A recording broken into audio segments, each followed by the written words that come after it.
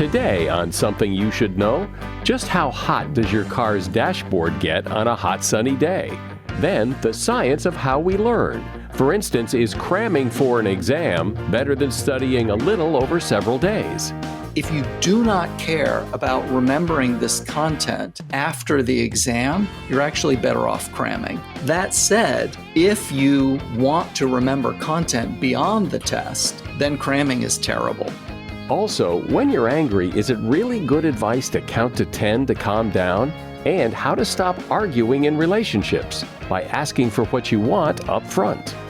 It is a myth that if you loved me, you'd read my mind and you'd give me what I need to feel loved and I wouldn't have to ask you. And I think that in every great relationship, people are really upfront about what their needs are, and it takes courage. All this today on Something You Should Know. As you know, we cover a wide variety of interesting topics on this podcast, and I assume you like that. So I would like to recommend another podcast that does something similar. A little psychology here, a little history there, and it's called Freakonomics Radio. Freakonomics Radio has more than 10 years, 500 episodes worth of answers to your biggest questions. Every week on the show, Stephen Dubner dives into the hidden side of everything, with the help of guests, including CEOs, artists, Nobel laureates. It's a great show. Right now, they're doing a deep dive into the whaling industry, including how whales went from being an economic engine to an environmental icon. Don't miss out. Follow Freakonomics Radio, wherever you get your podcasts. Something you should know. Fascinating intel, the world's top experts, and practical advice you can use in your life. Today, Something You Should Know with Mike Carruthers. Hi, welcome to Something You Should Know. This episode is being recorded and published in the middle of summer, and many parts of the world are experiencing heat waves. And when the weather is hot outside, other things heat up as well. Some heat up a lot. And here are a few things that can really burn you in the summer if you're not careful. Blacktop. A parking lot or a street that is black can get as hot as 140 degrees during extreme temperatures. To put that in perspective, humans begin to feel pain at 111 degrees.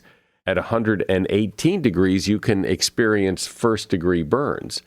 So if blacktop is 140 degrees, your feet and your pet's feet can get seriously burned. Patio furniture. If your patio furniture is sitting in direct sun and you sit down on it, it can be between 104 and 136 degrees in the sun. Your car's interior. According to a 2018 study, the internal temperature of a car parked in the sun can reach 117 degrees in just 1 hour, making it deadly for anybody sitting in that car without air conditioning. And the steering wheel. The surface temperature of a steering wheel in one study reached 127 degrees in a car that was parked in the sun for 1 hour on a 100-degree day. The dashboard averaged 157 degrees and the seats 123 degrees. And that is something you should know. As you no doubt learned from a very early age, learning something new and learning something well can be hard. Well, what makes it hard? Is it the process we use to learn? Are some things just hard to grasp? Maybe learning new things is supposed to be hard. But some people learn things faster than other people. Is there a right way to learn something? Can you make learning easier? Well, that's what Daniel Willingham is here to discuss. Daniel is a professor of psychology at the University of Virginia. He's the author of several books. One is called Outsmart Your Brain: Why Learning is Hard and How You Can Make It Easy. Hi, Daniel. Welcome. Welcome back to Something You Should Know. Thanks so much. I'm delighted to be here. So this probably seems like a self-evident question, but the learning process, I think most people experience it as difficult. Learning something new is difficult. Why is it difficult? Yeah, the thing that's really tricky about learning is that our brain kind of fools us. We naturally go for sort of mental processes that feel in the moment like they're working and also are not all that difficult to use, which sounds like pretty good poker. It sounds like a good strategy. But these frequently end up being processes that are okay. They're not completely useless, but they're not all that effective either. Let me give you the analogy that I like to use. Suppose that you've got a friend who is trying to train athletically and they want to be able to do a lot of push-ups. So you go watch them train one day and you come on them and they're doing push-ups on their knees. And you say, wait, if you want to be able to do a lot of push-ups, like, shouldn't you be practicing regular push-ups? And I mean, in fact, shouldn't you be practicing really hard push-ups, like the ones where you launch yourself off the floor and clap? And your friend says, yeah, a couple of people told me that, and I tried it, but I can hardly do any of those. And look, when I do them on my knees, I can do them really fast. And it's easy too. I can do lots of them. So when we're trying to learn new things, frequently we end up doing the mental equivalent of push-ups on our knees. We do things that feel in the moment like they're really effective and have the added bonus of not feeling that difficult to do.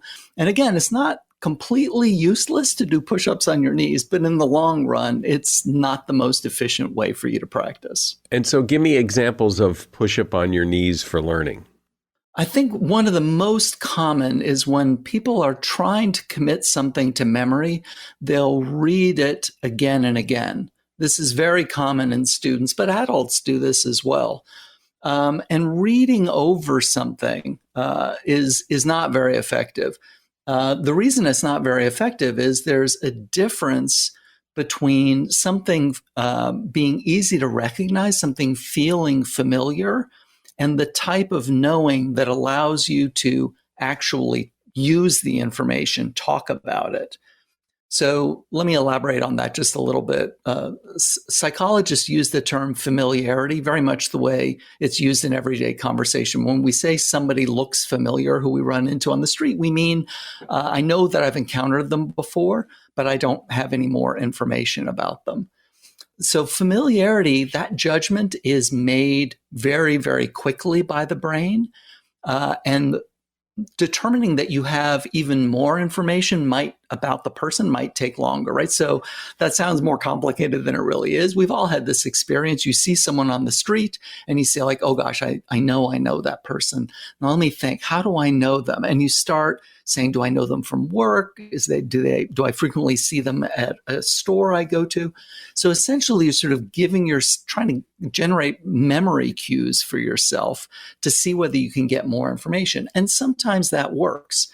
So notice that this feeling of familiarity comes very, very quickly, and then slowly you can coax more information out of memory.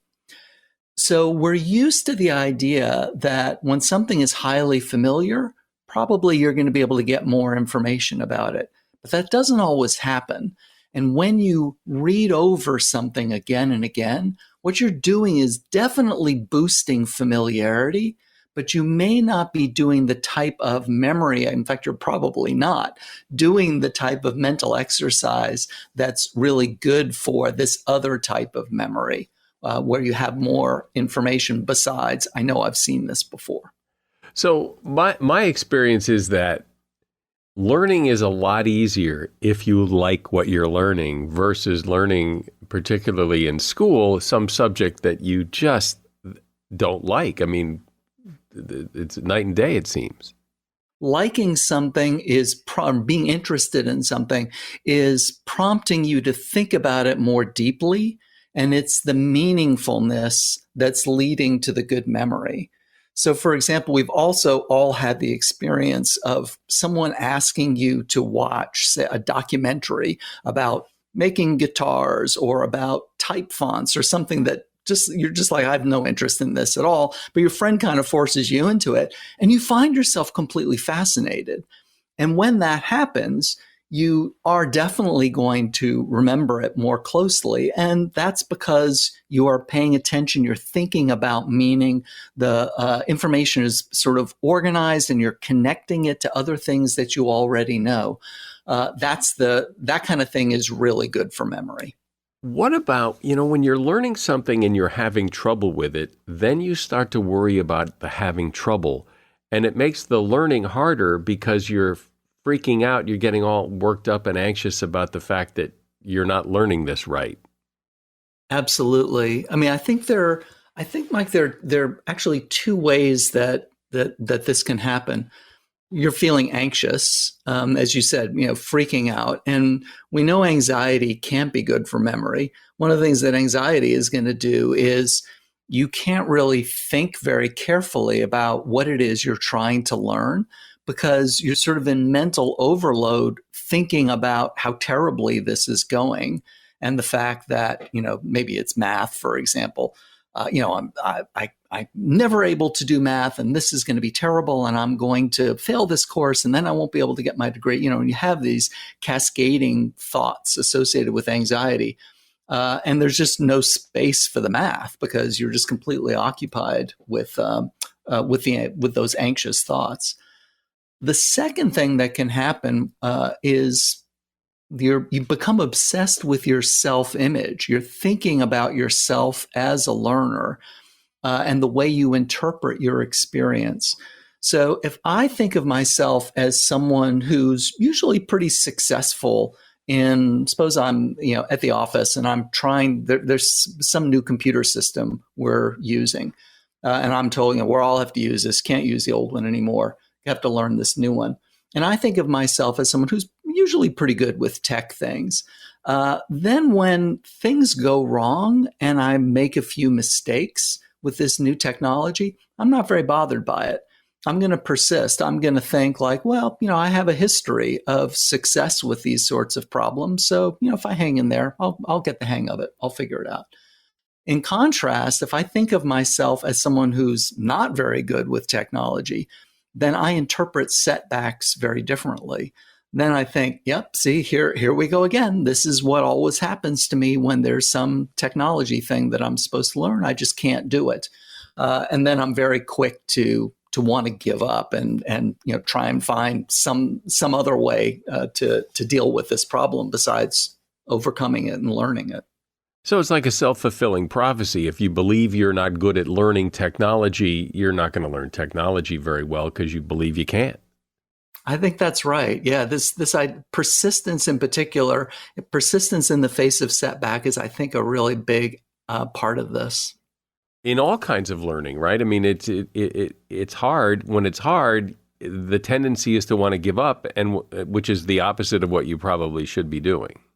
Anything that you want to learn is probably going to have some aspect of challenge to it.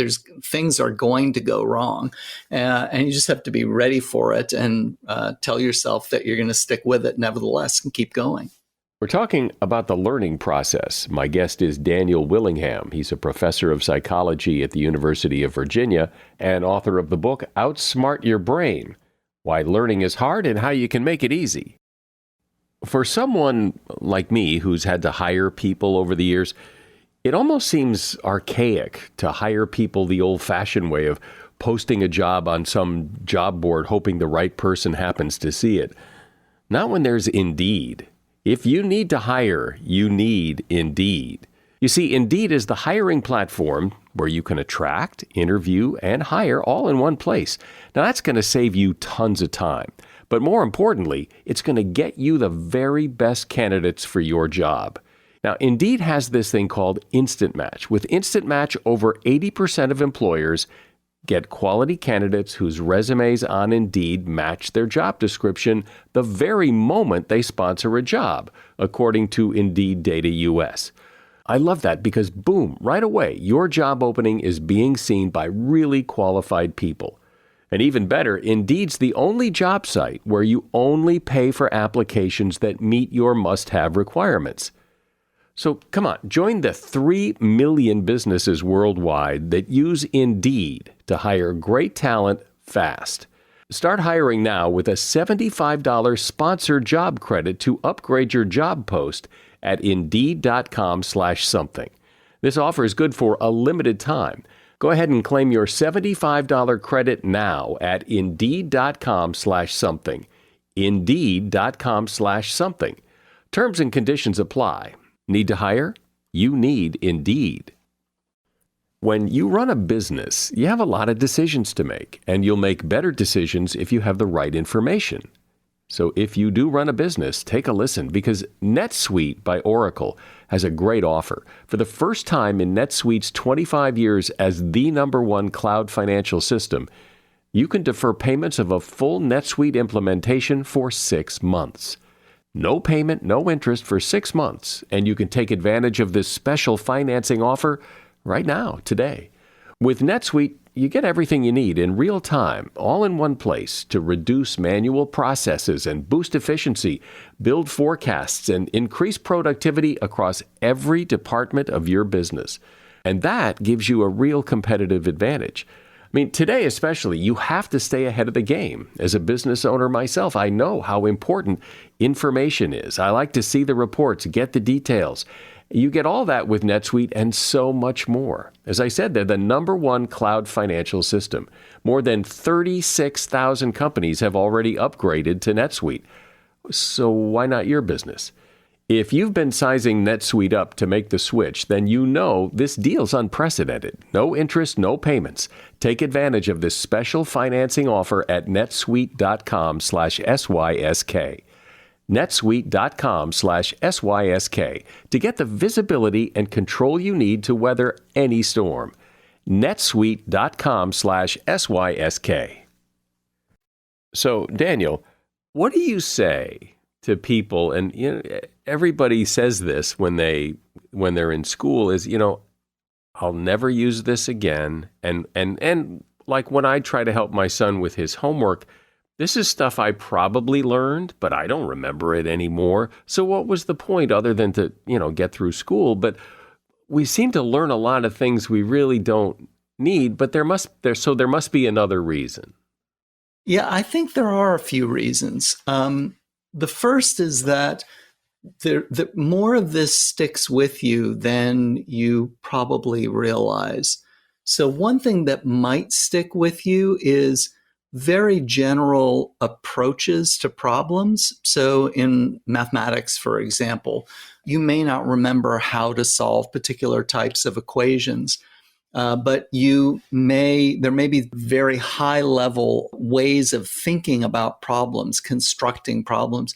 This is a theory that psychologists have worked with, and there's been a lot of psychologists think this is probably right, because you do see benefits, broadly speaking, of education. People who have been to school longer are sort of more resourceful when they're trying to solve completely new problems. And so this is one theory, is that you learn these very broad problem-solving strategies while you're in school. So that's one reason. A second reason that you may remember more than you realize is that there's a particular type of memory measure called savings in relearning. And what this means is you may not really remember when you're trying to help your son, you're confronted with a problem. But if it happened that you needed to actually learn this content now, it suddenly became relevant in your work, and you tried to teach it to yourself, you would be faster in mastering it now than if you hadn't learned it in school. I actually experienced this personally. I took French when I was in high school, and by the time I was graduated, I was fairly competent in conversational French, competent enough that I didn't have to take it in college. I tested out of it in college, and really had no opportunity to speak French again. And then I found myself going to Paris about 15 years after I had spoken any French at all, and I absolutely did not remember my French. So I thought, this is going to be terrible, but plunged into an environment where French was being spoken all the time and trying to relearn it. I think after about 10 days, I was pretty close to where I had been in high school. I'd had this very, very rapid relearning of my French. So in other words, it was the French was in there. It was sort of in my data bank. But just hard to access and then rapidly relearned. So that's a couple of ways of thinking about the idea that content may be in there, even if you feel like you've forgotten everything. And then the final thing, I'll just mention this briefly, is that if we decide oh, there's no reason to learn this because you're never going to use it. Most of the time when students are saying that, or even parents, we're deciding at a pretty young age that this is something you're never going to need. And therefore, there are certain lines of work that may be closed off to you. And that makes me anxious thinking about, someone who's 15 and saying, well, you don't need algebra. You're never going to use it. Because that may really hamper their ability to take more advanced mathematics and then close them off to a lot of careers. Well, maybe it was you, because we've talked before, but and if it wasn't you, it was somebody else that said something that made me feel better. And that is that, like, when people like me in school think math is hard, the other side of that equation is that it's hard for me, but it's easy for other people. And that the fact is that math is hard for everyone. It's just that the math geeks enjoy that hardness, whereas I don't. I hope I said that, because that's a lovely way of putting it, and I think that's right. It is, it is hard for almost everybody. There are people who, just sort of do seem to take to it like a duck takes to water, but not many. Most things that we want to master do take work. And this is one of the things I'm emphasizing when I'm talking to my students, when I'm talking to my children. It goes back to what I was saying earlier about the push-ups. It's like, doing this well is hard. You should expect it to be hard. It's not going to be fun in the sense that, going to a party is fun, but there is satisfaction that comes with learning something and feeling like, that was really challenging for me, but I'm happy to have mastered it, and I feel proud that I've done it. Obviously, every topic, every subject is different, but is there a general approach to learning that seems to work, that if you want to learn something, here's how you start, here are steps 1, 2, and 3, or is everybody in every subject too different? I think there are general principles you can draw that are pretty universal. The first one is that it's much, much easier to learn things that are organized than things that are not organized. And this relates to something I mentioned earlier, which is that memory really loves meaning. Things that are organized are meaningful. I'll mention briefly sort of a classic experiment on organization, if that's all right. In this experiment, subjects came in and they were handed a tree diagram, and the diagram described the pinnacle of the diagram said minerals, and then branching off of that below to the left and right were metals and stones, and then branching off metals were different types of metals, and then likewise stones. So there was an organization to it, and the subjects were told, "Listen, we want you to memorize these words. You see they're in this tree diagram. You don't worry about that. We're not going to ask you to reproduce the tree diagram. We just want you to memorize the words." Other people were given exactly the same instructions, but the words were randomized. The tree diagram didn't make any sense. The broadest category was not at the pinnacle. And then everybody got, I think it was 10 minutes to try and commit things to memory. And then there was a delay, and then everyone just tried to list the words. And as promised, the organization was not part of the test. But the organization made a huge difference to how many words people remembered.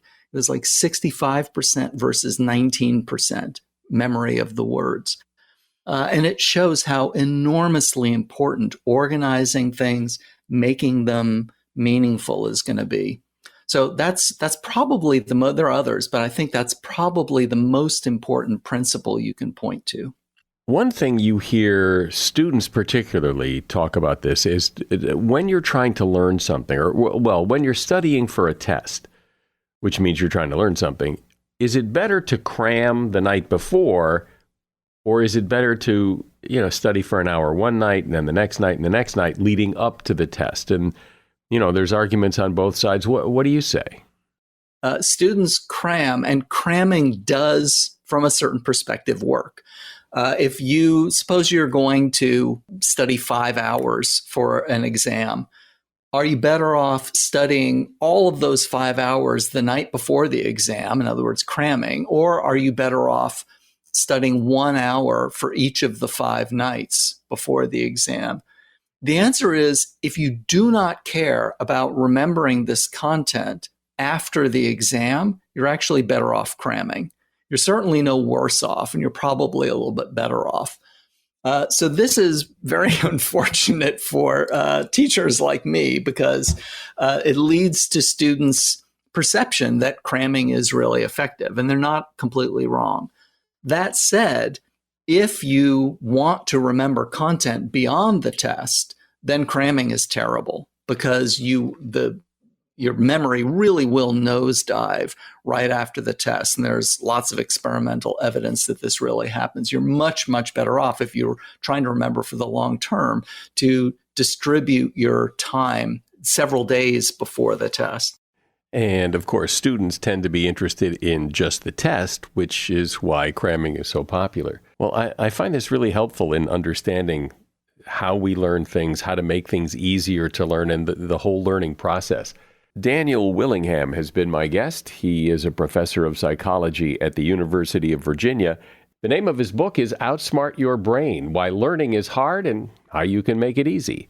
And you'll find a link to that book in the show notes. Thank you for being here, Dan. Oh, awesome.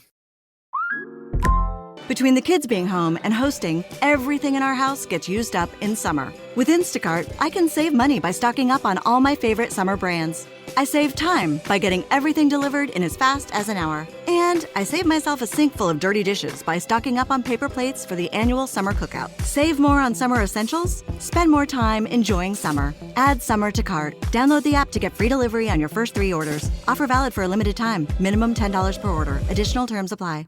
Are you currently enjoying the show on the Stitcher app?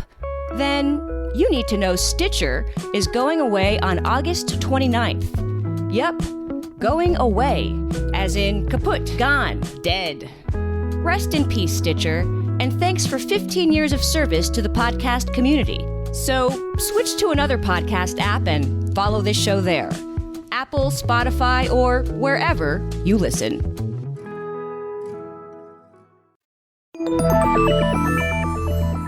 People argue all the time, especially couples. And when you think about it, arguing doesn't really do much good. You may have noticed it tends to polarize people. They get mad. They say things they probably shouldn't, and often escalate a difficult situation, making it even harder to resolve than before. So maybe we need to stop arguing so much. So how do you do that? What do you do instead?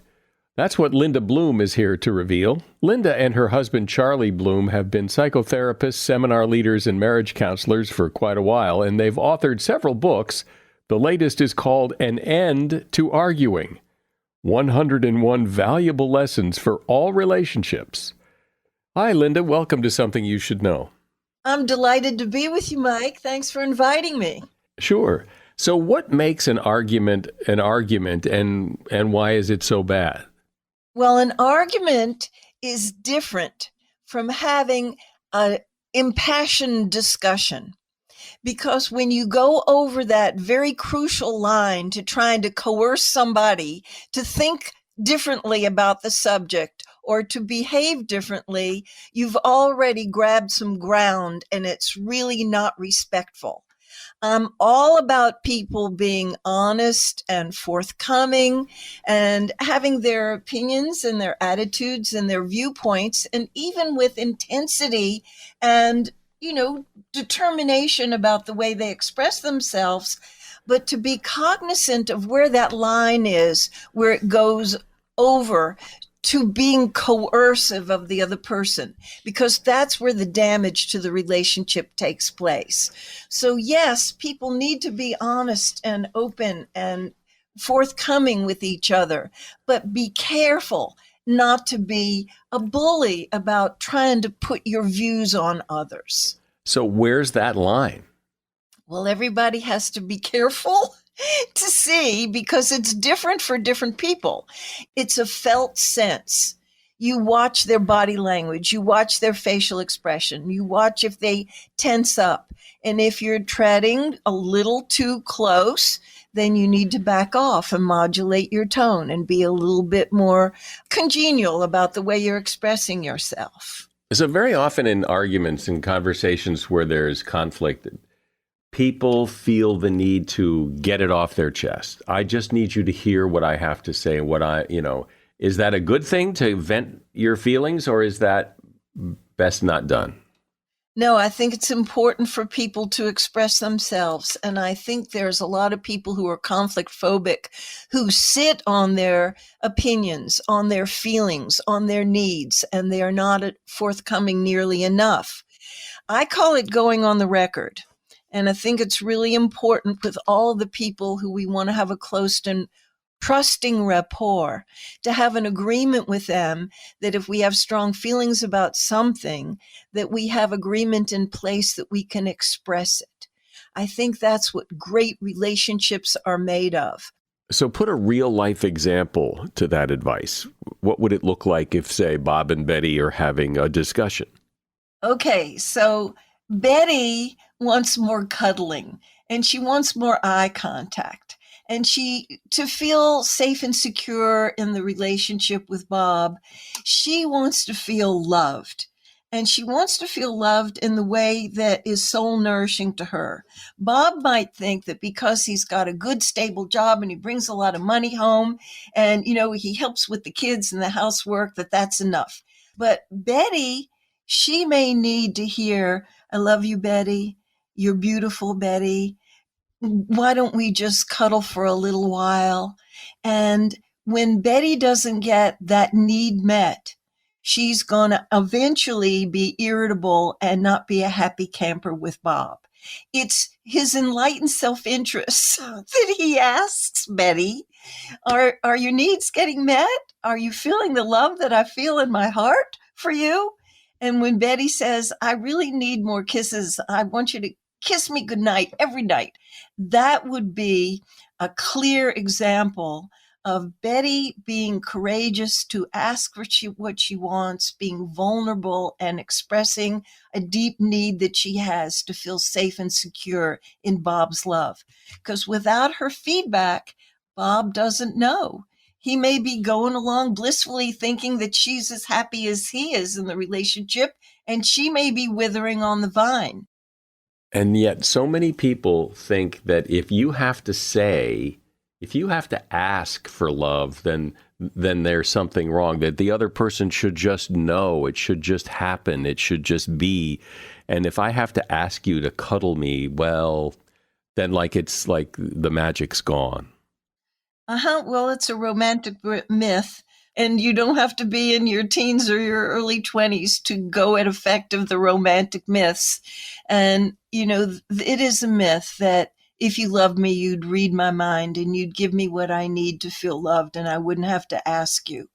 And I actually suffered in my 20s with this myth running me and had no idea that it was my own fear of getting vulnerable and asking. And I think that in every great relationship, people are really upfront about what their needs are. And if you ask, you may get refused, you may get rejected, and it takes courage to tell ourselves the truth and then to speak openly with the people in our life about what it is that really composes a satisfying relationship for us. And it's so individual. Some people don't need that many words of affirmation. Some people don't need that many acts of service. Some people don't need that much touch. But it's very individual, and people need to know themselves well enough to know what it is that they need and then be brave enough to stick it out there and ask. So I want to go back in and talk about this idea of stuffing things, because I think here's what happens a lot of the time, that people don't say anything because you want to avoid the argument. You wrote a book about avoiding the arguments. So I'm doing the right thing. I'm letting it go. I'm letting it pass. I'm not going to say anything. This is avoiding an argument, and that's a good thing. But then later, when there's 15 things stuffed in there, it all blows up. And you're making a very important distinction here. If you can really let it go, great. We call that clearing. If you can clear it internally, it's a great gift to the people in your life that you're not holding on to it. But if you're conflict phobic and you're just afraid to bring it up because you're afraid of, having backlash, you're afraid of being accused of being a whiner or complainer, that's not really letting go. That's stuffing. And it's up to each of us to know whether we're conflict phobic and whether we think conflict is dangerous, or whether we can modify our belief and see that healthy conflict, healthy interaction, healthy debates and discussion are really useful. And always try to let go, try to clear it. And if you can't, then you got to speak up and bring it up.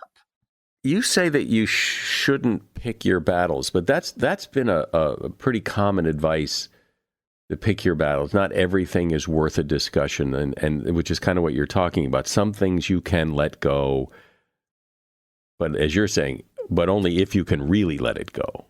Only if you can really let it go. And some things are more trivial than others, and it's very important to prioritize what the most important issues are. We can't deal with every little thing. And that's where the pick your battles guideline comes from. But if you have a mentality of the discussion being a battle, that's going to predispose you to a win-lose orientation rather than a win-win orientation. So we want to promote having a successful interchange where both people get to win by having a deeper understanding, different than agreement, a deeper understanding of each other's point of view, of each other's needs, of each other's feelings. And that is a win-win situation because they feel connected when they feel understood. What if, though, the discussion is about something that is really, you believe this or you did this, and, that there's a real difference of opinion, this was right or this was wrong, that it is a conflict, it's a real conflict, and it seems so easy to turn that into a fight. Yes, and every couple, even the happiest couples, have irreconcilable differences. And the research is so clear about this. When they interview couples, when they first fall in love, they first meet, they first decide if they're going to get married or move in together, 40, 50 years and more later, they still have those same differences. They don't homogenize. And some things we just have to make room for. And Gottman is a researcher that I really respect, and he talks about the 5-to-1 ratio. As long as there are 5 parts of your relationship that are smoking good, you can have this one part that doesn't really work. And couples have to have some areas where they just agree to disagree. But it's important not to have too many of those areas. It's important to try to work out the differences in as many areas as you can. And it's important not to be too righteous and opinionated. The way I see it is the way it is. To have a little bit more flexibility, a little bit more open-mindedness, that there are a whole lot of ways of viewing the world and what relationships are made of and what we really need to thrive. And so what happens, do you think, from all the work you've done? Why does this so easily go wrong? What typically goes wrong? What happens that this is such a problem? Well, I think that there's a very strong influence, and a lot of it's unconscious, of the loyalty ties to our family of origin. So people tend to play out the way their folks handled differences, even if it wasn't very skillfully done. And the loyalty to the family of origin is still running them. They tend to do it the way their family modeled for them when they were imprinted as young children. And if we don't stop to evaluate whether the things we learn from our families are really working for us or working against our own best interests, we're in trouble. Because a lot of families didn't learn. I'm not blaming our parents. Our parents did the very best they could. They modeled for us and taught us the best that they knew, but they didn't learn from their families. So I sometimes tell the counseling clients I'm working with that you have to be guilty of the sin of outdoing our family, that we need to learn more and better over and above what they taught us. So let's talk about something that happens, I think, a lot in conflict, and that's when you're talking about something, you have a complaint about the other person. They leave their socks on the floor. They don't put their dishes in the dishwasher. Complaints, things you do that really bother me. And so it's easy for that to turn into an argument because you're doing something I don't like. People fear complaints, and I think that complaints have a bad reputation because they get confused with criticism. And man, it's a thin line to go over the line from complaint to criticism. I value complaints because when we're identifying what's not working for us, that's the indicator and the entry point to what we are committed to and what we really need. So at first, you may have to speak your complaints out loud to get comfortable with them and create agreement with another person that your complaints are valuable because you want the relationship to be better. But when you get skilled at this, you can do identifying the complaint internally and not have to speak it to the other person. So you don't have to hurt and wound them and invite, blowback. But when we stop with the complaint, that's only the beginning. We need to keep going because the complaint is the indicator of what would work for me better is. If we go back to Betty and Bob, Betty would say, when she's just in complaining mode, Bob, you don't kiss me and hug me and cuddle me enough. And Bob's going to feel kind of depressed and discouraged. He thinks he's a good husband. And here is Betty with the complaint. But if Betty admits to herself that she needs more affection shown from Bob, she will take the complaint to him in such a respectful way, and she will give what she wants to receive. She'll kiss on him more. She'll hug on him more because she'll have learned from the complaint of what's not working and gone directly to resolution.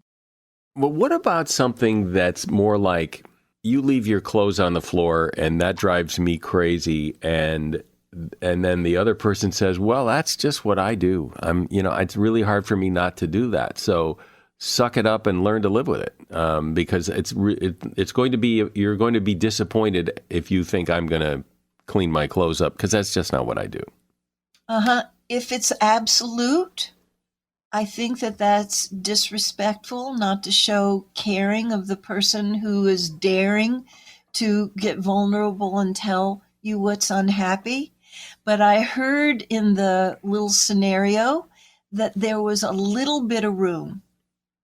Would you be willing to at least try your best? Because I would feel loved, respected, and cared for if I didn't have to pick up after you so much.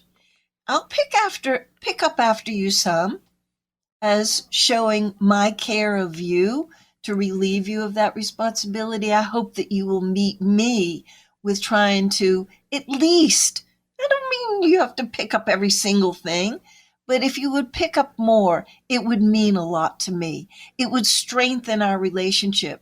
If you have a relationship that is important to you, you want the other person to be happy, to feel respected and cared for and loved. And this is an indicator of a way that I would feel your care for me. So in your example, and this is something I really want to get to, is this idea, because as you just explained it, it was very emotionless. But that's not how people talk to each other. People get angry. They get mad. What do you mean I don't pick my clothes? And it would be easy to do it the way you just said it if there was no emotion in it, but it's those angry emotions that sweep people into pretty nasty arguments. You're absolutely right. It's indulging our anger that leads to the blame game. And by the time people have been sucking it up, maybe picking up their clothes off of the floor for years, and they're over it now, by the time they start really speaking up, they're so toxic with all the stuff that they've stuffed down for such a long time that it comes out angry, accusatory, blamey. What the hell's wrong with you? I feel like I have more kids in the family, not just our literal kids, but that you're one of the kids too, wants me to be in the mommy role. Full of blame, full of make wrong. And for people to take responsibility for their part in how unskillful they're bringing it to the other person's attention, it can be full of emotion, but not full of rage. It can be full of emotion of, I strongly desire to have an up level in our relationship. I strongly want to feel cared for by you, loved by you. And your picking up after yourself would mean so much to me. Do you hear the emotion in my voice? But it's not angry. It's appealing to them in a strong way, but not in a blaming and accusatory way. You've been at this a long time. What is one thing that you see that over and over again that people do in relationships that really bother you? Oh, Mike, people settle for so much less than is available. They make some gestures towards each other and it doesn't go very well and it ends up in an argument, so they just shut it down rather than persisting. It really takes a lot of grit, commitment, persistence, fall down, get up, begin again, to grow a great relationship. Sounds like a lot of work. It's a lot of work. It's a labor of love. And the only thing that makes it worth all that work is because the benefits are bliss. Well, when you compare your way to the more traditional, let's get mad, hash it out, and argue way, it seems like your way makes a lot more sense. I've been speaking with Linda Bloom. She and her husband, Charlie, are psychotherapists, marriage counselors. They've authored several books, and their latest is An End to Arguing, 101 Valuable Lessons for All Relationships. And there's a link to that book in the show notes. Thank you, Linda, for coming on. Thank you, Mike. I've really enjoyed our conversation. Have you ever heard the advice that if you're really upset, you should count to 10 before you say something, and that will help prevent you from maybe saying something you shouldn't or getting really, really angry? Well, researchers at Ohio State University say that's actually a mistake. Apparently, all counting to 10 does is enhance your focus on how upset you are, and it usually backfires. Those who count to 10 are more likely to actually act aggressively once they get up to 10. The researchers say the best way to keep your anger in check in the moment is to try some self-distancing. In other words, mentally remove yourself from the situation by trying to watch it from the point of view of, say, a fly on the wall. Of the many techniques they tested, that was actually the most effective. And that is something you should know. If you'd like to share your thoughts about this podcast with the world, we invite you to leave a rating and review on Apple Podcasts or whatever platform you listen to that accept ratings and reviews, and most of them do. I'm Mike Carruthers. Thanks for listening today to Something You Should Know.